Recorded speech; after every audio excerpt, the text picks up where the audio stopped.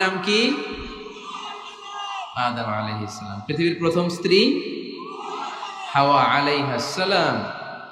এই দাম্পত্য সম্পর্কটা বড় মধুর, বড় গভীর, বড্ড ভালোবাসার, ঠিক কি না?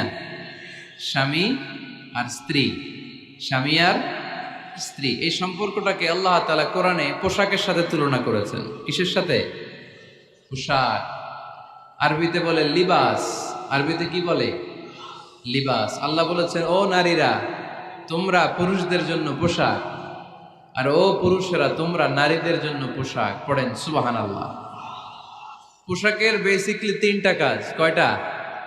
কেউ কথা কয় না, আরো জোরে বলেন কয়টা? এখন আওয়াজ আসলো কোত্থেকে? আওয়াজ করে উত্তর দিবেন, চিল্লায় বলেন পোশাকের কাজ কয়টা?